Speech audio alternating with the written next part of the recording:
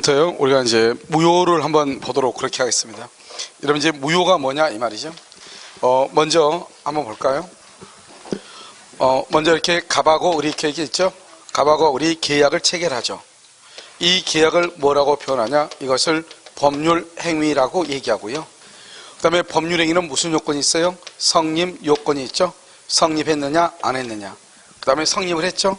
성립하면 여기서 효력 요건을 보죠. 효력 요건을 갖췄느냐 못 갖췄느냐. 갖추면 유효이고요. 갖추지 못하면 무효 또는 뭐가 된다? 취소가 되죠. 그래서 여러분요, 여기서 지금 우리가 무효를 먼저 보는데요. 무효라는 것은 쭉 보면은 법률 행위가 성립하고 난 다음에 무효란 말을 쓰는 거지, 불성립하면은 무효라고 하는 말을 사용할 수가 없는 거예요. 이게 아주 중요해. 그러니까 법률 행위는 반드시 뭘 해야 돼? 성립하고 난 다음에 문제이다. 알겠죠? 이거 정확하게. 그래서 무효는 아무것도 없다는 게 아니에요. 일단 성립은 했어. 이게 중요하단 말이죠. 그러면 이제 똑같은데 요건을 갖추는데 왜 하나는 무효고 왜 하나는 취소냐 이 말이죠. 지금부터 이제 우리가 이제 무효라는 하 것을 보면, 무효는 무엇이냐? 무효는요, 처음부터 암기해야 돼요. 처음부터 효력이 없어요. 처음부터 효력이 없어, 무효는. 그래서 무효에서 3대 원칙이 있는데, 요건인데, 이것은 무조건 암기해야 돼. 이건 암기를 못하면 나중에 뭐가 되냐면, 무슨 말을 할 때 별것도 아닌데 자기 혼자 모를 수 있어. 그 다음에 무효는요, 처음부터 효력이 없죠. 그 다음에 무효는 누구든지 무효라고 주장할 수 있어. 누구든지 주장을 해. 누구든지, 처음부터 누구든지.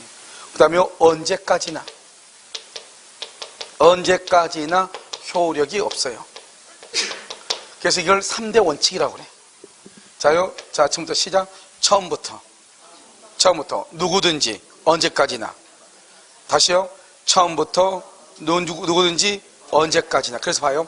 만약에요, 갑의 잘못으로 갑하고라고 계약이 무효가 되잖아요. 갑의 잘못으로. 그래도 갑은 무효라고 주장할 수 있는 거예요.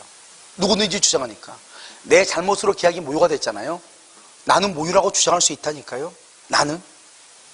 무슨지 알겠죠? 그게 중요해요. 그 다음에 무효는 언제까지나 효력이 없어. 그래서 봐요. 아까 우리 무권대리 했죠. 무권대리라는 것을 알면서 장기간 방치해서, 장기간 방치했다 이 말이죠. 그래도 그 무효인 것이 절대로 유효가 될 수가 없는 거예요. 한 번 무효는 영원한 무효니까. 됐죠 지금?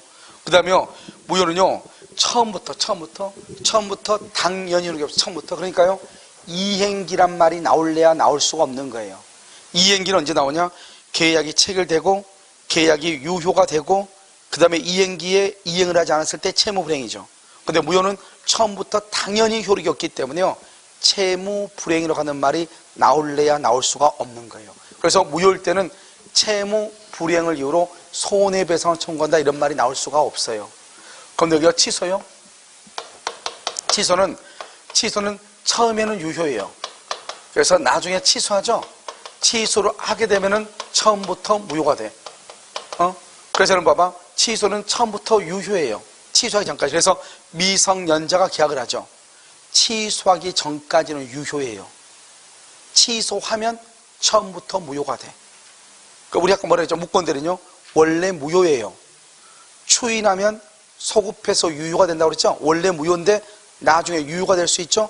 그것을 뭐라고 해서 유동적 무효라고 했죠? 무효. 원칙이 무효니까 얘는 원래 유효이죠? 나중에 무효가 될 수 있죠? 그래서 이것을 뭐라고 한다? 유동적 뭐라고 한다? 유효. 이렇게. 이걸 유동적 유효. 원칙이 유효니까 유동적 유효라고 얘기하는 거예요. 그 다음에 여기 누구든지죠? 근데 취소는 취소권자가 딱 정해져 있어. 140조예요.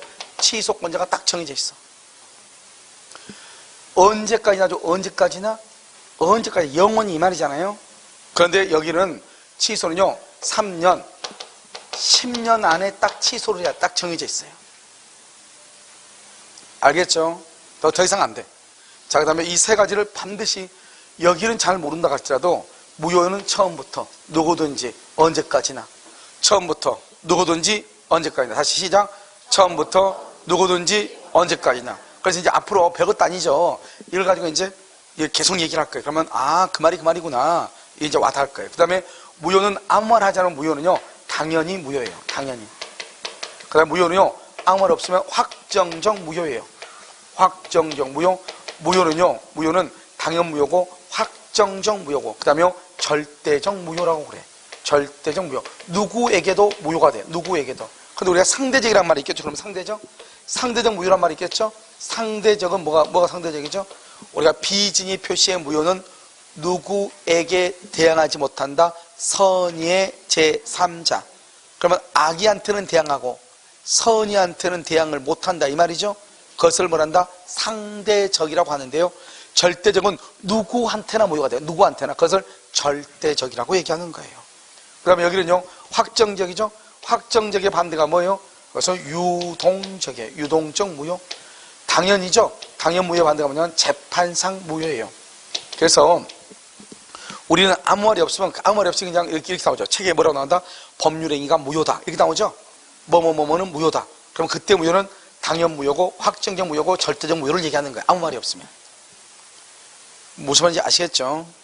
자, 그래서 이제 이걸 이제 보시고, 그래서 이제 우리가 무효라고 하는 것이 무슨 말인가 하는 것을 배웠단 말이죠. 자, 무효에는 뭐가 있냐? 세 가지가 있어요. 첫 번째 137조. 일부 무효라고 하는 것이 있어요. 일부 무효. 자, 여러분 과일이 있겠죠. 과일이요.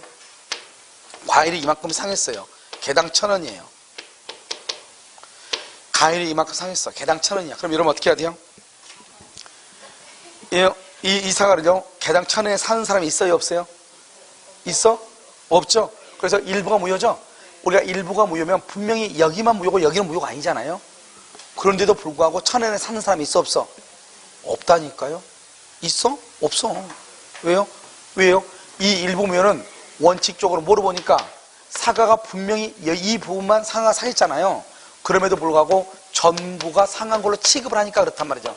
전부가 정한 걸로. 그래서 일부 무효는 원칙적으로 전부를 무효로 봐. 뭐라고? 일부 무효는 무슨 무효? 전부 무효 이렇게. 그런데 예외적으로 일부만 무효로 하고 나머지 일부는 뭘 할 수 있다? 유효로 할 수도 있다 이 말이죠. 어떻게 해요? 이걸 1,000원에 가져가려면 못 가져가죠. 그런데 300원에 가져가려면 가져갈 수 있어 없어? 있죠. 300원 가져가려면 가져갈 수 있죠. 왜요? 썩은 부분 도려내고 먹으면 되는 거잖아요. 그래서 뭐라 한다? 먼저 법률행위의 일체성. 법률행위의 일체성이란 말이 무슨 말이냐? 쓸데없는 소리죠 이게. 모든 부분마다 썩은 부분과 썩지 않는 부분이 하나로 되어 있어야 된다. 그 다음에 뭐가 다? 가장 중요한 게 분할 가능성이에요. 분할 가능성. 다른 말로 가분적이에요. 분할 가능성, 가분적이다. 이게 무슨 말이에요? 나눌 수 있어야 된다. 나눌 수 있어야 된다. 이 말이죠. 세 번째는 가정적 의사. 가정적 의사. 가정이란 말이 뭐죠? 영어에서 뭐가 나오죠? 만약 뭐뭐 한다면 이런 말이 나와 안 나와? 나오죠? 만약 뭐뭐 한다면 이렇게요. if죠? 그러니까요. 만약에 이거를 300원에 가져가라고 한다면 이 말이죠. 나 가져갈 수 있는데 이 말이죠. 알겠죠? 그걸 가정적 의사라고 해요. 우리가 법률행 해석은 세 가지가 있거든요. 하나는 자연적 해석, 의사를 중시하죠. 하나는 표시를 중시한 뭐다? 규범적이죠. 나 마지막 세 번째가 뭐냐면 제3자의 입장에서 두 사람이 그랬어? 그렇다고 한다면 이렇게 법관이 제3자 입장에서 본단 말이죠. 두 사람이 그런 일이 있었어요? 그렇다고 한다면 내 생각에는 이 말이죠. 뭐 한다면 이 말이죠. 그것을 보충적 해석이라고 그래요. 그래서 해석은 무슨 세 가지가 있어. 보충적 해석 이렇게. 그래서 가정적 의사를 가지고 해석하는 것을 보충적 해석이라고 그래. 법관의 입장에서 보는 것. 알겠죠? 그런데 아무튼 이것을 뭐라고 한다? 일부 무효라고 얘기하는 거예요. 별거 아니에요. 뭐라 한다고? 일부 무효 이렇게. 다시 일부 무효는 무슨 무효가 원칙이다? 전부 무효. 근데 여러분요, 일부 무효는 전부 무효가 원칙인데 우리 시험에 2번이나 나왔다니까요. 별것도 아닌데.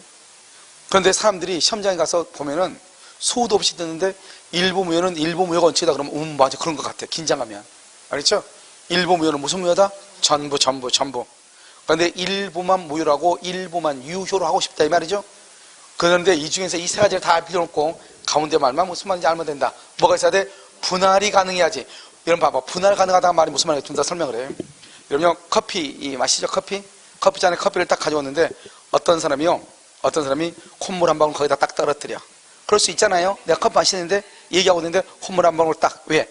너무 싱겁다 이 말이죠. 알겠죠? 그래서 한 방울 딱 떨어뜨렸어. 그럼 어떻게 돼? 그쪽 일부 무효면 콧물 흘린 그 부분만 스푼으로 떼내고 마실 수 있어 없어? 있어 없어? 그걸 불가분이라고 그래. 불가분. 나눌 수가 없다고. 그러니까 그것은 일부가 지금 콧물이 떨어뜨린 데만 무효가 있는 것이 아니고 전부가 무효가 되죠. 그래서 불가분이면 언제나 전부가 무효가 되는 거예요. 무슨 말인지 알겠죠? 그것을 불가분이라고 그래. 그런데 여기는요, 나눌 수가 있다 이 말. 그것을 양적이라고. 양적. 양으로 나눌 수 있다. 양적 일부 무효라고 그래. 양적 일부 무효. 우리가 보면 이렇게 귤 지금 누가 가져왔는데요. 귤을 가져왔는데 누가 나한테 4개를 줬는데요. 하나가 약간 상했어. 그럼 전부가 상한 게 아니잖아요.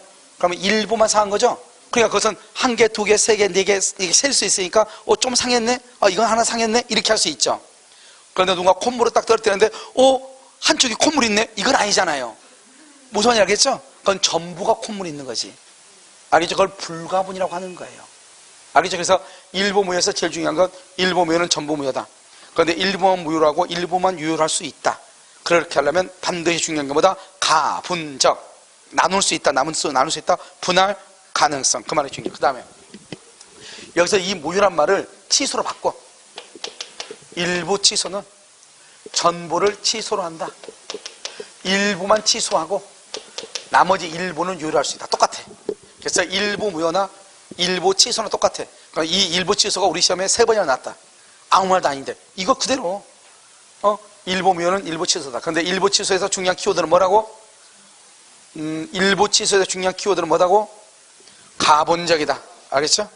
맞아. 마찬가지로 일부가 치소면 원칙적으로 무슨 치소다? 전부를 치소해. 그런데 일부를 치소하고 일부를 유효로 할 수 있죠? 그러려면 어떻게 해야 돼? 뭐가 있어야 돼? 가분적, 분할 가능성. 간단하죠? 오케이. 자, 그럼 138점. 무효행위의 전환. 이 무효행위의 전환이라고 하는 것은 뭐냐? 여러분 봐봐. 무효가 전환된다 이 말이죠? 여러분 무효의 3대 원칙 시작. 처음부터 누구든지 언제까지나. 여러분 올해는 머리가 좀 되시는 분들만 이렇게 나오셨나 봐요. 뇌가요 아직도요 뇌에요 기름이 잘잘 흐르나 봐요. 알겠죠? 자, 누구든지 처음부터 누구든지 언제까지나. 처음부터 누구든지 언제까지나. 그럼 봐봐. 한 번 무효는 영원한 무효거든요. 절대로 무효가 유효가 될 수가 없거든요. 그럼 지금 여기 무효행위 전환은 뭐예요? 무효인 것이 전환된다잖아요. 그럼 말이 안 맞잖아요. 언제까지나 무효가 돼야 되는데. 무슨 말인지 알겠죠? 그러니까 그걸 항상 이렇게 뭔가 좀 이상한데? 이런 생각을 해야죠. 그런가 보다. 예. 알겠죠? 자, 지금부터 한번 본단 말이죠. 자, 그러면 타인의 자죠. 남의 자식이요. 남의 아이를 데려다 키우면 무슨 신고를 해야 되죠? 오케이. 입양신고 하죠? 근데 보통 입양신고 한다, 안 한다? 안 하죠. 무슨 신고하죠? 자기가 낳았다고 신고하죠? 자기 낳았다. 그걸 뭐란다? 친생자 신고라고 얘기하는 거죠. 친생자 신고. 이렇게 하죠. 남의 아이가 내 아이가 될 수 있어, 없어? 남의 아이가 내 아이가 돼요? 어떻게 남의 아이가 내 아이가 돼요? 친생자 내가 낳았다는 건데. 난 적이 없는데 어떻게 내가 낳았어요? 우리가 친양자제도 이런 것들이 있지만 내 아이가 내가 낳지 않았는데 내가 낳았다고 말이 안 되는 거잖아요. 친생자는 것은 내가 낳았다는 거잖아요. 그러니까 어떻게 돼요? 친생자는 유효이다, 무효이다? 무효죠.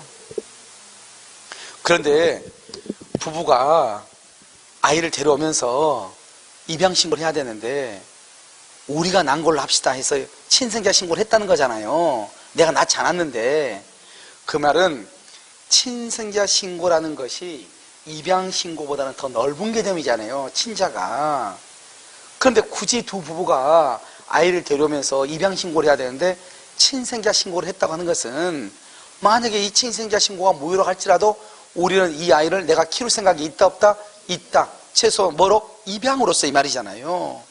그런데 친생자 신고가 무효잖아요. 그러면 이 신고를 처음부터 친생자 신고로 보지 말고, 왜? 한 번 무효는 영원한 무효니까 처음부터 이 신고를 친생자 신고로 보지 말고 무슨 신고로 보자는 거야? 처음부터 입양 신고로 보자 이 말 아니에요. 지금 이것을 그걸 무효행위 전환이라고 하는 거예요. 이 신고를 처음부터 친생자 신고를 보면 무효니까 친생자 신고로 보지 말고 무슨 신고로 보자? 입양 신고로 보자. 이 말 아니에요, 지금. 됐죠? 오케이. 하나만 더 볼까요? 혼인 외의 출생자. 혼인 외. 부부가 봐봐요. 부부가 여기서요, 아이가 출생을 했어요. 2월 1일 출생을 했어요. 그렇죠? 출생을 했어. 그런데 아직 혼인신고가 아직 안 됐어요. 그런데요, 여기서 이제 4월 1일 날요, 혼인신고래요, 혼인신고. 부부가 혼인신고를 해요, 부부가. 응? 그 다음에 여기서요, 5월 1일 날 출생신고를 해요, 출생신고. 자, 이 아이를 뭐라 출생했죠? 신고하기 전에 태어났죠? 이걸 뭐라 한다? 혼인 외, 혼인신고하기 전에 태어났다. 혼인 외의 출생자라고 해요. 그럼 혼인 외의 출생자는 엄마 뱃속에서 낳았잖아요. 그러니까 엄마하고 아이는 이 아이가 출생신고가 되고 안 되고 필요 없어. 무조건 엄마 자식이에요. 엄마하고. 아니, 내 뱃속에서 내가 낳았는데 남편 자식이면 어떻고 옆집 총각 자식이면 어때요? 관계가 있어요? 없죠. 내 뱃속에서 내가 낳았으니까. 그러니까 아이하고 엄마는 아무 문제가 없는 거예요. 출생신고가 뭐가 필요 없어. 무조건 친모자 관계예요. 그렇잖아요. 그런데 뭐가 문제가 돼요? 항상 A는 아빠가 문제가 돼요. 옆집 총각이냐 아니냐, 이게 문제 아니에요. 그러니까 우리가 혼인신고를 하고 애를 낳으면은 이 아이가 누구 아이냐는 것 중 관계없이 일단 아이 아빠의 출생신고하고 난 다음에 애가 낳죠? 그러면 아이 아빠의 아기로 봐주는 거예요. 그러면 아기 아빠가 내 자식이 아니라는 것을 알면 안 날로부터 2년 이내에 친생 부인에서 나는 오른손잡이인데 얘는 왼손잡이네, 나는 오른발인데 얘는 왼발이네, 옆집 총각하고 똑같네 눈매가, 그렇다 한다면 어떡한다? 친생 부인의 소를 제기해야 되는 거예요. 알겠죠? 또는 친생자 부존재 관계의소. 알겠죠? 그래서 친생자 관계가 존재하지 않는다 이 말이죠. 이런 소를 제기해가지고 아웃시켜야지. 그렇지 않는 한 혼인신고를 하고 난 다음에 아이가 태어나면은 이것은요, 부부 사이에 아이가 태어난 걸로 보는 거예요. 그래서 이번에 들으면 한번 낳았잖아요. 시험관아기. 다른 사람의 정자를 이용해가지고 시험관아기가 됐는데 아빠가 남편이 얘를 못 낳아가지고 무정자증 해가지고, 그런데 이제 나중에 이혼할 때쯤 되니까 이게 내 자식 아니다, 이게 이제 붙은 거 아니에요. 사실 상당히 힘든 사건이죠. 이 아이는 아이가 있어야지만이 부부관계가, 부부 사이가 뭐 좋을 거라 생각하는데, 사실 그건 너무 우리나라 사람들이 너무 그것을 좀 이렇게 다르게 생각하니까 그렇고, 우리나라 사람들은 쓸데없이 옆에서 야, 얘 없으면 어떡하려고 그래. 그 애가 없으면 어때? 더 잘 살면 되지. 그게 뭐가 중요하다고. 너무 우리는 그래서 내가 첫 시간에 얘기했잖아요. 남의 산사관에 너무 관심 갖지 말라고. 그게 뭐가 중요하나요? 그래, 자꾸 그런 거 들으니까 이제 그렇게 해서 남의 정자를 제공받아서라도 애를 낳고 싶어 하는 욕구가 생기는 거 아니에요. 사실 모르겠어요. 그렇게까지 해가지고 아이를 가져야 되는지 잘 모르겠지만, 아무튼 그런 문제가 있다 이 말이죠. 그래서 그 사건에서도 얼마 전에 이러면 한번 크게 뉴스가 됐었죠. 그때도 아빠가 동의했다 한다면 어쩔 수 없다 이거 아니에요. 처음부터 시험관아기를 했을 때, 처음부터 그걸 동의했다 한다면 친생자로 볼 수밖에 없다. 그럼 어떡할 거야 지금? 그럼 동의 다 해놓고 나서 안 된다고 해봐. 그러면 이런 일이 얼마나 많이 일어나겠어요. 그럼 너가 처음부터 신중하지 왜 그랬니? 이 말이잖아요. 그러니까 재판장 입장에서도 이 남자의 사정을 들어보면 그래 알았어 이렇게 해주시겠죠. 그러면 지금 많은 사람들이 그렇게 하고 있었을 거 아니에요. 그럼 그 사람들이 또 다 들고 일어나서 이렇게 하면은 이게 어떻게 되겠어요? 사지리스가. 그렇게 해줄 수 없는 것이죠. 그러니까 이런 것들이 이제 문제가 되는데, 내가 지금 얘기하는 것은 혼인신고를 하기 전에 애가 태어나면 혼인의 후 출생자예요. 그것은 엄마하고 아기는 친모자, 아빠하고는 형, 동생이 아무 관계가 없어요. 아빠하고는 아무 관계가 없다고. 그러니까 어떻게 돼요? 우리 부모들이 어떻게 돼요? 애가 먼저 태어나면 출생신고부터 해요? 먼저 혼인신고부터 해요? 애가 먼저 태어났죠? 그런데 혼인신고부터 먼저 해. 그리고 출생신고를 먼저 늦게 해. 그러면 서류상으로 보면 어떻게 돼요? 이 아이가 출생신고가 어떻게 돼 있으니까 서류상으로 보면 애가 혼인신고하고 난 다음에 태어난 것처럼 보이잖아요. 무슨 말인지 알겠죠? 그래서 뭐라고 한다? 혼인 외후 출생자는 뭐라 하냐? 아빠가 인지신고를 해야 돼. 인지. 내 자식인 것을 알고 인지해야 돼. 그런데 우리는 혼인의 출생자를 무슨 신고를 한다? 친생자 신고를 하죠. 혼생자. 혼인 중에 출생자. 혼생자 신고를 하죠. 먼저 출생신고, 혼인신고하고 그 다음에 출생신고하죠. 그러면 서류상으로 딱 봤을 때는 어떻게 돼요? 혼인 중에 출생자처럼 보이잖아요. 그런데 이미 아이가 태어나는 것을 뭐라 한다? 나중에는 배우고 있지만 사건이라고 그래. 그래, 이것은 의사와 관계가 없어요. 이미 얘가 태어났는데, 이미 태어난 애가 나중에 태어났다. 너 2달 전에 태어났는데 그냥 3달 뒤에 태어난 걸로 해. 말이 안 되잖아. 이미 태어났는데. 그러니까 사실이기 때문에 혼인 중에 출생자 신고를 하면은 그것은 무효가 되는 거예요. 그런데 이 아이의 아빠가 이 아이를 자기 호적에 올리면서 굳이 무슨 신고를 하고 출생신고까지, 아니 혼인신고까지 하면서 이 아이를 자기 밑에 호적에 올렸잖아요. 그러면은 이 아빠는 적어도 이 아이가 자기 아이라고 인정한 것이다, 안 한 것이다? 한 것이다. 그러니까 처음부터 이것은 혼인 중에 출생자는 아니죠. 그렇지만 이 신고를 무슨 신고로 봐주자? 처음부터 인지랑 뭐다? 아빠가 이 아이가 내 아이라는 것을 알고 인정하는 거죠. 그걸 인지신고를 하자 이 말이죠. 알겠죠? 이것을 뭐란다? 무효행위 전환이라고 얘기하는 거예요. 알겠죠? 그 다음에 139는요 무효행위의 추인. 무효행위의 추인 또 나오는데 또 계속 지금 무효란 말을 잘 이해를 해야 된다니까요. 어려운 말이에요. 무효가요. 별것도 아닌데 무효라는 것은 아무 말이 없으면 확정적 무효죠. 무효의 3대 원칙. 무효는 언제부터? 처음부터. 그 다음에 누구든지. 그 다음에 언제. 여기서 말하는 것은 언제까지나야. 언제까지나. 무효는 언제까지나 무효가 돼. 한 번 무효는 영원한 무효. 근데 여기 봐봐. 추인하죠. 추인하게 되면 뭐가 된다? 확정정 뭐가 돼? 유효가 되거든. 그러니까 여러분 이 말을 딱 읽으면 무효인 것을 추인해서 유효로 만들었다 이런 말이 되잖아요. 그렇잖아요. 말을 보면 절대로 무효인 것은 절대로 유효가 될 수 없어. 무효인 것을 100번, 1000번, 10,000번 추인해도 무효인 것이 유효가 될 수 없다고. 조심하라고. 아까 말했잖아요. 무효는 언제까지나 효력이 없다고. 그래서 절대로 무효인 것이 유효가 될 수 없다고. 절대로 될 수 없다고. 알겠죠? 그러니까 무효행위 추인은 무효인 것이 유효가 된다는 게 아니라고. 그래서 법조문에 보면 뭐라고 나오냐? 139조에 무효인 법률행위는 추인하여도 효력이 없다 이렇게 돼 있어. 무효인 법률행위는 추인해도 효력이 없다고. 그럼 이거 뭐야 그러면 무효행위 추인은? 그래서 이것을 우리가 이제 달리 이제 이해를 하는 것이 어떻게 이해하느냐? 여러분 혹시 어제 했는데 통정의 표시 기억나요? 그래서 민법은 계속 수백 번 지금 얘기하고 있어. 계속 연결된다고. 갑하고 을하고 짜고. 가장매매죠? 짜고 을 앞으로 등기를 했어. 언제? 2월 1일. 짜고 유효다 무효다? 언제부터?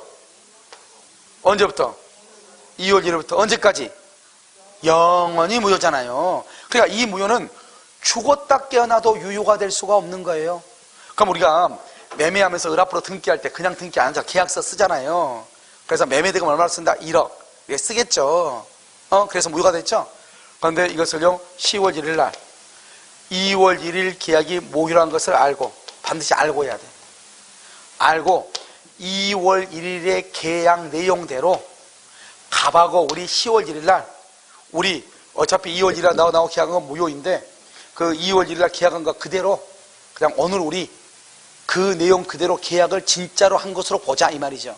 내가 너한테 이거 1억에 팔게. 너는 그러면 나한테 1억 사. 이렇게.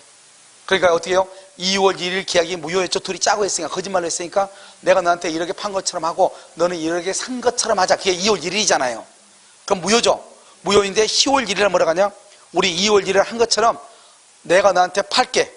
너 그러면 사. 이 말이죠. 2월 1일은 판 것처럼 사는 것처럼 이거잖아요. 그럼 무효. 10월 1일에 뭐라고 그래? 2월 1일 계약 그대로 내가 너한테 팔게. 너는 사. 이 말이잖아요. 그러면 진짜 계약이 이제 이루어져. 진짜 계약? 진짜 계약? 그 진짜 계약을 뭐라고 한다? 여기서부터 그때부터. 언제부터? 10월 1일부터. 새로운 계약을 체결하는 새로운 계약. 이것을 추인이라고 하는 거예요. 그럼 우리가 추인은 마치 용어를 딱 보면 무효인 것을 유효로 만든다. 이런 뉘앙스잖아, 이게 지금. 근데 무효인 것을 유효로 만든다. 그 뜻이 아니고 한 번 무효는 영원한 무효이기 때문에 절대로 무효가 유효가 될 수가 없단 말이죠. 동포 여러분 무슨 말인지 알겠죠? 그렇기 때문에 어떻게 된다? 무효인 것이 절대로 유효가 될 수 없기 때문에 어떻게 한다? 우리는요 이 무효 됐죠? 무효는 영원히 무효이고 10월 1일 날 2월 1일 계약의 내용 그대로 우리 새롭게 계약을 체결한 것으로 봅시다.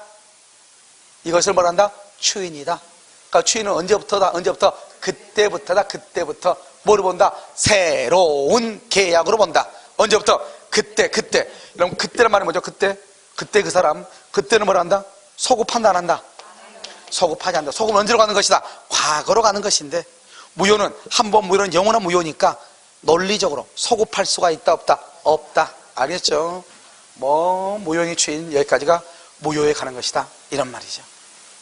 됐죠? 무효에 가는 것이다 이렇게. 그런데요 여기서 무효에서 한 가지만 더 볼까요? 좀 어렵다기보다는 아직 여러분들한테요 다 하지 않았지만 여러분들 아마 이해하는 데는 큰 지장이 없을 거예요. 자, 뭐를 하나 보자면 우리가 이제 왕숙지구가 나와 있죠. 그래서 어제도 이제 합격자들하고 잠깐 저녁에 모여서 이제 다음 주에 합격자 모임이 있어가지고 서로 이제 얘기를 했단 말이죠. 얘기를 하면서 이제 왕숙지구 때문에요. 그래서 자기네들은 이제 그래도 이제 빨리 합격을 해가지고 이제 자리를 빨리 잡아야 된다. 그래서 내년에 이제 이제 보상이 시작되면은 그러면 이제 그때부터 이제 돈을 한번 벌어야 되기 때문에 부동산이라는 것은 항상 살아있는 생물체예요. 부동산은 죽어있는 게 아니에요. 사람의 심리하고 똑같이 가. 사람의 심리하고. 그래서 사람의 심리하고 쭉 타고 가다가 뭔가가 사람들이 뉴스가 뭐 잘못되고 그러면은 갑자기 꽁 얼어붙죠. 알겠죠? 그러다가 꽁 얼어붙다가 또 누군가가 또 뭐라고 또 한 번 또 훈풍을 또 불어줘. 그럼 또 갑자기 또 쭉 타고 왔다가 이게요 사이클이 계속 갔다가 내려왔다가 갔다가 내려왔다 이렇게 한단 말이죠. 근데 이게 이제 어디까지 치고 올라갈 것인가? 제가 봤을 때는 뭐 남왕주는 앞으로요 10년에서 15년 정도로 치고 올라가겠죠. 분명히. 왜냐하면 목걸이가 계속 여러분 6만 8천 세대라는 것은 엄청난 세대예요. 거기만 있는 것이 아니고 태권도 밸리도 있고 그러기 때문에 쭉 가겠지만 이제 그래서 이제 준비를 해가지고 이렇게 한다. 그래서 빨리빨리 다 거의 대부분 합격한 사람들이 이제 뭐를 하려고 하냐면 실무를 다 하려고 하더라고요. 다. 그리고 이미 약속을 해가지고 다 하고 있는 사람도 있고요. 물론 여러분들도 늦지는 않았어요. 여러분들도 내년에 무조건 합격을 하면은 아마 내년부터 이제 보상 나와가지고 이제 여기저기 하는 것들도 있겠지만 그래도 내년에 합격을 하면은 바로 투입이 되면 아마 큰 돈을 벌지 않을까요? 제 생각이에요. 그래서 우리가 이제 보면 이 왕숙지구가 지금 뭐로 되어 있냐? 토지거래 허가구역으로 묶여 있다 이 말이죠. 알겠죠? 여러분요 예전에 이것이 공법에서 공부를 했는데 지금은 중개사법에서 이걸 배워요. 그래서 보면 이 토지가 이렇게 있는데 이 갑에 원래는 이런 토지를 어떻게 해야 돼요? 자기 멋대로 사고 팔고 해야죠. 그런데 국가가 지정을 해요. 국토교통부 장관이 허가구역으로 지정해버려. 이게 지금 왕숙지구에 있는 땅이다. 여러분 지금 평내동 호평동에 있는 땅은 자기 멋대로 사고 팔고 하면 돼요. 그런데 왕숙지구에 있는 3기 신도시 있는 그 땅은 자기 멋대로 절대로 못 사요. 먼저 국가의 허가를 받아야 돼요. 아시겠죠? 그래서 허가를 받아서 계약을 해야 돼. 2월 1일 계약을 체결하고 그 다음에 뭘 받아야 돼? 허가를 받아야 돼. 허가를 받아서 계약을 체결해야 돼요. 그러면 이제 갑원들한테 등기를 해줄 의무가 생기고 어른갑한테 대금을 지급할 의무가 생기는 것이요. 이렇게요. 그러면 여기서 이것을 뭐란다? 이것을 채권이라고 그래. 채권. 왜요? 지금 보면은 어른갑한테 대금을 지급하면서 동시에 등기를 청구할 뭐가 있고 권리. 등기해주면서 대금을 받을 뭐가 있어? 권리. 그래서 채권, 채무. 봐봐.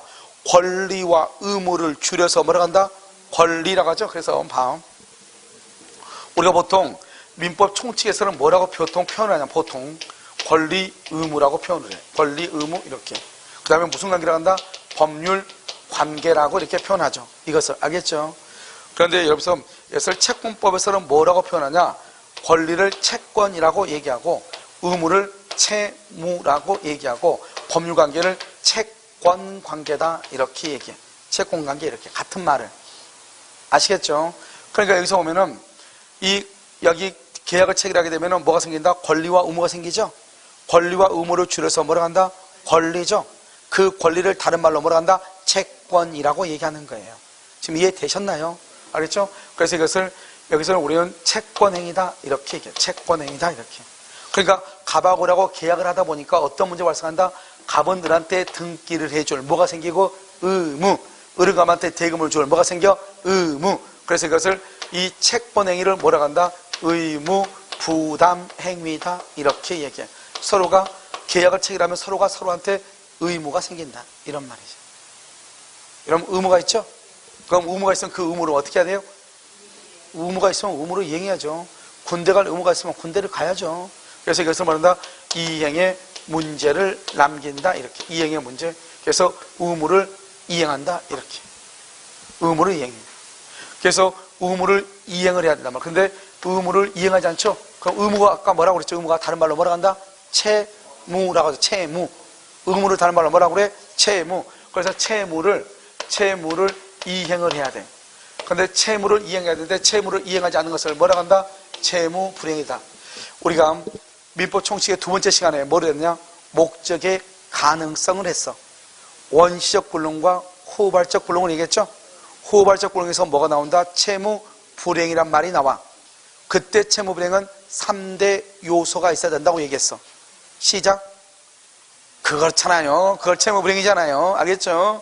다 알고 있는데 오늘은 또 나한테 또 한번 해보라고 말을 안 하니까 제가 해보면 계약 체결 후죠.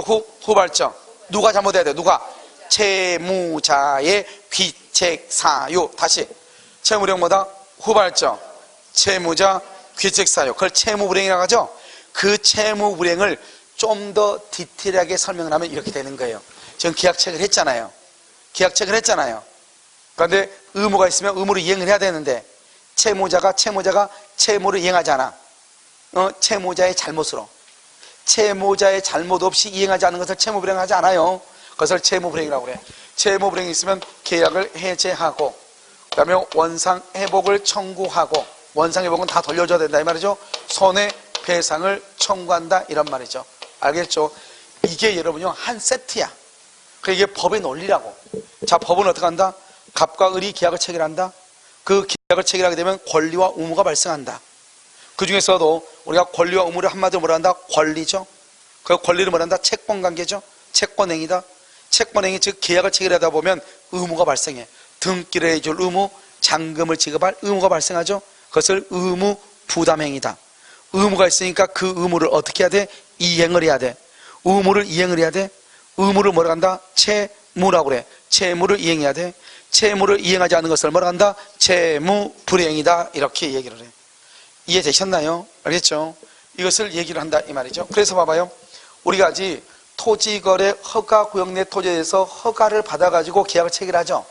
그러면 계약을 체결하면 채권행위고 의무부담행위고 이행에 문제가 있고 이행을 해야 되는데 안 하면은 채무불이행에 대해서 계약을 해지한다 이런 말이죠. 그런데 우리는요 보통 어떻게 하냐? 계약을 허가를 받고 원래 계약을 해야 되는데 보통 그렇게 하지 않아요. 먼저 계약을 해. 그리고 허가를 신청하는 거예요. 그러니까 먼저 계약할 때는 아직 허가가 있어 없어? 아직 없죠? 아직 없으니까 그건 뭐야? 무효가 돼. 무효. 아직 허가가 없으니까. 그런데 나중에 10월 1일 날 허가를 받아. 10월 1일 날 허가가 나왔어. 나올 수도 있고 안 나올 수도 있죠. 10월 1일 허가가 나오면 그때 뭐가 된다? 유효가 돼. 유효. 그런데 이 유효는 언제부터 유효다? 2월 1일부터. 그걸 소급이라고 그래. 소급이다. 다시 우리가 왕숙지구 토지거래 허가구역으로 묶였죠. 이 묶인 이 지역에 대해서 토지를 사고 팔고 할 때는 허가를 먼저 받아야 되는데 계약을 먼저 체결하고 나중에 허가를 신청을 해. 그러니까 허가가 나오기 전까지는 무효가 되고 허가가 나오면 계약할 때부터 뭐로 본다? 유효로 봐. 그걸 소급해서 유효로 봐. 아직은 허가가 있어 없어? 없어. 유효이다 무효이다? 무효. 그러니까 이 구조가 어디야 뭐하고 똑같아? 어디서 많이 봤어? 원래는 무효인데 나중에 유효가 된다? 어디서 봤어? 어디서? 무건대리에서 봤잖아. 무건대리는 유효이다 무효이다? 무효인데 본인이 추인하면 뭐가 된다? 유효. 추인이란 말 대신에 여기는 뭐라고 나왔어? 허가라고 나와 있잖아요. 그것을 우리는 뭐라고 표현한다? 유동적 무효. 항상 원칙이 나온다고 그랬죠. 유동적 무효라고 얘기하는 거예요. 간단하잖아요. 무슨 말인지 알겠죠? 그럼 여기서 우리는 어디를 우리를 배우냐? 우리가 여러분요 중기사법에서 배우는 토지거래 허가하고 우리 민법에서 배우는 토지거래 허가는 전혀 달라요. 우리 민법은 공법이다, 사법이다. 사법이죠. 사법이 뭐예요? 사법은 개인과 개인 간의 관계를 다루는 법이잖아요. 그러니까 토지 계약을 체결하고 허가가 나오기 전까지 2월 1일부터 10월 1일까지 지금 유효다 무효다? 무효인데 갑은 을한테, 을은 갑한테 무엇을 주장할 수 있냐, 이걸 따지는 것이고, 여러분 중개사법은 국가기관 공법이란 말이죠. 공법. 그러니까 어떻게 한다? 이 2월 1일 갑하고 을하고 계약을 해가지고 허가를 받아야 되잖아요. 허가를 받기 위해서 허가를 신청하고 이렇게 하겠죠. 2월 1일부터 허가가 나오기 전까지 갑하고 을하고 국가기관하고 어떤 관계가 있느냐, 공법관계를 다루는 거라고. 그래서 여러분요, 법이 완전히 다른 거예요. 그래서 여러분 중개사법에서 배우는 토지거래허가는 여기 갑하고 을하고 계약을 체결한 당사자하고 국가기관 간의 관계니까 언제 신청서를 접수하고 뭐 어떻게 하고 불허가 처분이 나오면 어떻게 하고 막 이런 것들만 따지는 거예요. 그런데 우리 민법은 그게 아니라 우리는 사법이란 말이죠. 그래서 개인과 개인 간의 거래이기 때문에 허가 구역 내 토지에 대해서 계약을 체결했는데 허가가 나오기 전까지는 무효인데 그 무효인 와중에도 갑은 을한테, 을은 갑한테 무엇을 주장할 수 있는가, 이 말이죠. 아시겠죠? 그것을 우리 민법에서 말하는 토지거래 허가라고 얘기하는 거예요. 아시겠죠? 그러니까 어디서 뭘 묻는지를 잘 알아야 되겠죠. 그래서 지금은 현재는 허가가 있다 없다? 없죠. 허가가 있으면 이렇게 되는데 허가가 지금 없잖아요. 그러니까 책벌행위가 무효, 의무도 없고 이행의 문제도 없고, 그냥 이행의 문제가 없으니까 이행을 뭐 할 수 없고 청구할 수도 없고, 이행을 청구 못하니까 이행할 게 있어 없어? 없죠. 채무 불이행이 없고 해지하지 못하고 원상회복 없고 손해배상 없다, 이런 말이에요. 알겠죠? 그러니까 여러분요, 지금 여기 있는 거 하나하나가 다 판례예요. 알겠죠? 그런데 판례인데 고민할 필요는 없다. 이건 법의 논리예요. 우리가 계약을 체결하면은 권리와 의무가 발생을 해. 그 권리와 의무를 권리라고 해. 권리를 채권법에서는 채권이라고 하고 의무를 채무라고 한단 말이죠. 그러면 갑과 을이 계약하면 채권행위에 의해서 계약에 의해서 의무가 발생해. 그 의무가 있으면 그 의무를 이행을 해야 돼. 그래서 이행하지 않으면 이행을 청구하죠. 청구했는데도 이행하지 않으면 채무 불이행이 되겠죠. 그러면 계약을 해지한단 말이죠. 이것은 계약이 유효일 때를 전제로 하는 것이죠. 논리가 쭉 가는 거죠. 유효일 때. 그런데 계약이 무효가 되면은 채권행위가 없죠. 의무가 없죠. 이행할 게 없죠. 그러니까 이행을 청구를 못하죠. 청구를 못하니까 채무 불이행이란 말이 없죠. 그러니까 계약 해지 못하고 손해배상을 청구할 수가 없는 것이에요. 아시겠죠? 별것도 아닌데 처음 여러분 듣는 여러분한테는 논리를 따져가는 것이 아직 머릿속에 지금 이게 정립이 안 돼가지고 조금 어려울 수 있는데, 나중에 내년 한 3월달쯤 되면은 그냥 내가 쓰기도 전에 막 대답해. 알겠죠? 입이 간질간질해가지고. 알겠죠? 뭔가를 바로바로 얘기해야 되는데 쓰는 것보다는 말이 더 빨리 나오잖아요. 그러니까 자연스럽게 나와. 그럼 고민할 필요가 없는데, 아무튼 이게 법의 논리라고 하는 것. 무슨 말인지 알겠죠? 계약을 체결한다. 체결하게 되면 권리와 의무가 발생하니까 권리는 주장하고 의무는 이행해야 된다. 그런데 그 의무가 있다는 것은 의무를 이행을 해야 된단 말이고, 이행을 하기 위해서는 뭐한다? 상대방은 권리자는 나한테 의무자는 이행을 해야 되고 권리자는 이행을 청구하겠죠. 청구했는데 내가 이행을 못해. 그걸 뭐라 한다? 채무 불이행이죠. 채무 불이행이니까 계약을 뭐 한다? 해지한다. 이렇게 쭉 논리적으로 따라가는 거예요. 아시겠죠? 이것은 자연스럽게 여러분요 체득하게 돼요. 자연스럽게. 알겠죠? 이렇게 먼저. 자, 그럼 두 번째 하나만 더 해봐, 이제. 그런데 토지거래 허가구역 내 토지잖아요. 그럼 이 토지거래 허가구역 토지에서 먼저 갑과 을이 먼저 계약을 하죠. 1번. 그 다음에 계약에서 2번으로요 서로가 협조를 해야 돼. 이걸 협력 의무라고 그래. 아주 중요해. 이게 아주 중요하다. 협조를 해야 돼. 여러분요, 농지는 농지로서 사용해야 되고 이렇게 하잖아요. 그 다음에 세 번째는 뭐냐면, 그리고 나서 허가가 나와. 허가가. 그러면 네 번째, 허가가 나오면 이제서야 뭘 한다? 등기를 청구하고, 그 다음에 대금을 청구하는 거. 이제서야 등기와 대금을 청구해. 이제서야. 다시 한번 봐봐요. 여러분, 갑과 을이 있죠. 갑과 을이 협력을 하죠. 협력을 해서 허가를 받죠. 그래서 등기와 대금을 청구하는 거예요. 순서가. 알겠죠? 이렇게 가는 거예요. 알겠죠? 이렇게 순서가. 그러니까 봐봐요. 갑이요, 을한테요, 뭐라 했냐? 너 빨리 협조 좀 해줘. 이렇게 협조해. 빨리빨리 나도 너한테 팔고, 나 돈 받아야 돼. 그랬더니 을이 뭐라 하냐? 야, 그러면 너 나한테 등기 해줘, 등기. 등기해주면 협조해줄게. 등기해주면 협조해줄게. 말이 돼, 안 돼? 순서적으로 먼저 협조하고 허가가 나와야지 등기해주는데, 등기해주면 협조해준다, 대금을 주면 협조한다, 말이 안 되잖아요. 여러분, 이게 시험에 나온다니까요. 소유권 이전 등기를 조건으로 협력을 거절할 수 있다 없다? 없다. 없다. 아시겠죠? 순서가. 그런데 이게 협력 의무를 뭐란다? 부수적 의무라고 그래. 별소리 다 나오죠? 별소리 다 나와. 부수적 의무. 자, 봐봐요. 여러분, 우리가 카메라 사죠, 카메라. 촬영용 카메라 지금 대기 있잖아요. 카메라를 샀단 말이죠. 카메라 사면은 여기요, 설명서 따라와야 돼, 안 따라와야 돼? 아, 설명서, 보증서 따라와야지. 우리가요, 카메라를요, 300에 샀어. 300에. 300만 원 샀어? 그러면 카메라가 300이에요? 설명서가 300이에요? 카메라가 300이지 설명서가 300은 아니잖아요. 근데 딱 와서 딱 포장을 딱 들었더니 카메라는 들어있는데 설명서가 없는 거예요. 설명서 없다고 해가지고 계약을 해지하면 돼, 안 돼? 설명서가 없다고 해서, 협력하지 않았다고 해서 계약을 해지할 수는 없다, 이 말이죠. 엄청나게 중요하다니까요. 그 우리나라 사람들은 뭐 하면은, 아, 저쪽에서 꼭 물어봐, 나한테.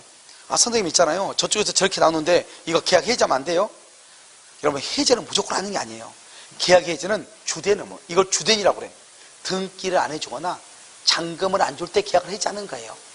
무조건 해지하는 게 아니에요. 그럼 어때요? 설명서 없으면 어떻게 하면 돼? 전화해서 설명서 보내달라고 해야죠. 안 보내줘. 그럼 어떻게 해야 돼? 안 보내주면 뭘 어떻게 소송을 해야지. 소송으로 청구해야죠. 그걸 소구라고, 소구. 소송을 청구. 그래도 이놈들이 안 줘? 그럼 내가 다른 데서 복사해야 되겠죠. 그럼 비용 들어가, 안 들어가? 그러니까 손해배상을 청구하는 거죠. 손해배상. 3대 원칙. 자, 협력 의무. 협력 의무는 부차적이야, 부차적. 사용설명서가 없다고 해가지고 뭐 할 수 없다? 해제할 수 없다. 제일 중요해. 세제할 수 없다. 그 다음에 소송으로 말 수 있다? 청구할 수 있다. 손해배상을 말 수 있다? 청구할 수 있다. 다시 3대 원칙 시작. 해제할 수 없다. 소구할 수 있다. 손해배상을 청구할 수 있다. 알겠죠? 이 세 가지. 이게 시험에 잘 나온다니까요. 특히 해제하지 못한다. 왜? 우리가 해제는 무조건 하는 게 아니에요. 이걸 했을 때, 이걸 했을 때. 학원에서 아까도 마찬가지죠. 학원에서 와가지고 실장님이라든가 부원장님이요, 조금 기분 나쁘게 했다 해서 환불한다는 사람이 있어. 꼭 있다니까요, 진짜로. 그건 약간 기분 나쁜 거지. 우리가 학원에서 강의를 안 해준 게 아니잖아요. 해제 요건이 돼야 안 돼요? 안 되는 거예요. 그러니까 우리가 무슨 말을 해제한다 이렇게 하려면, 나는 이 강의의 내용이 전혀 나는 너무 강의하시는 분들, 강사들의 수준이 낮아서 내 발바닥밭도 안 돼서 밑에서 안 되겠다, 뭐 이걸 증명을 해야죠, 원래는. 그런데 뭐 와가지고 아침에 왔더니 뭐 난방이 안 틀어졌다거나, 예를 들어서 뭐 와가지고 왔는데 왜 날 보고 안 웃어주느냐, 인사 안 했다, 뭐 이런 것들 있잖아요. 이런 것들 때문에 하는 것은 그건 부차적으로 하는 거예요. 여기 사용 설명서하고 똑같은 거라고. 그럼 학원에서 뭐라고 했죠? 그건 설명서인데요, 이렇게 얘기하겠죠. 그럼 뭐다? 부차적이다. 원래는 해지할 수 있다 없다? 없다. 뭐는 청구한다? 손해배상을 청구한다. 손해배상. 그래서 난리치겠죠, 이제. 난리치면 학원에서 말한다. 아, 그러면요, 내가요, 여기서요, 뭐 하나 있는데 복사 하나 해줄게요. 그게 바로 뭐요? 손해배상이지. 무슨 말인지 알겠죠? 예를 들어서. 그렇다, 이 말이에요. 이해되셔요? 그래서 이것을 뭐냐? 토지거래 허가라고 하는 거예요. 그래서 여러분 이제 이 정도는 기본적으로 이제 알고, 아, 왕숙지구가 허가구역으로 묶여있다. 이랬을 때 계약을 하려면 어떻게 해야 되겠는가? 이걸 알고 있어야 되고, 그러면 계약을 했는데 허가가 나오기 전까지는 그러면 나는 뭐를 청구할 수 있는가? 이것을 우리가 알고 있어야 되겠죠. 그러니까 결국 뭐다? 먼저 협조를 하고 허가를 받았을 때, 그래서 협조를 해서 허가가 나오면 유효가 되는데, 협조를 해서 허가가 나오기 전까지는 서로가 서로한테 무엇을 청구할 수가 있다 없다? 없다. 뭐가 없어? 유효다 무효다? 무효이기 때문에 그렇다, 이 말이죠. 무슨 말인지 아시겠죠? 그래서 여기까지가 이제 우리가 토지거래 허가고, 그 다음에 이제 여러분들이 허가 그러면 절차를 어떻게 밟아야 되는가? 그것은 토요일날 만나야 돼. 알겠죠? 중개사법에서 토요일날 중개사법이죠? 거기에 보면은 중개사법 선생님이 이제 얘기해. 허가를 받으려면 어떻게 해야 되는데. 그래서 여러분이요, 그거는 이제 잘 알아야 되죠. 왜요? 지금 이제 토지거래 허가 구역에 있는 토지들을 사고팔고 할 수 있어 없어? 있단 말이죠. 그랬을 때 다른 사람들이 허가 구역 이거 어떻게 하지? 모를 수 있단 말이죠. 그랬을 때 적어도 준비 절차, 어떻게 산다고 하는 것을 알고 있어야 우리가 이제 남양주 시청에 가가지고 어떻게 한다, 사람을 데리고 가가지고 대충적으로 얘기해주면 거기서 공무원이 얘기하면 내가 아, 그게 이거구나 이렇게 설명할 수 있잖아요. 알겠죠? 그것은 공무원하고 따지려면 뭘 들어야 돼? 토요일을 빠지면 안 돼. 알겠죠? 판 사람한테 따지려면 어떻게 해야 돼? 화요일을 빠지면 안 돼. 무슨 말이죠? 우리는 무슨 법이다? 사법이고 토요일은 무슨 법이다? 공법이다. 이 말이죠. 알겠죠? 절차를 밟으려면 허가, 절차를 밟으려면 허가, 절차 여기를 밟으려면 시청을 가야 되고, 알겠죠? 같이 하려면 어떻게 한다? 협력. 그것은 민법으로 가는 것이고, 그래서 법이 다 다르단 말이죠. 여러분 지금 이해되셨죠? 그것을 토지거래 허가라고 얘기하는 것이에요. 아시겠죠? 자, 여기까지 하고요. 여러분 잠깐 쉬었다가요. 취소로 보도록 그렇게 하겠습니다. 잠깐 쉬겠습니다.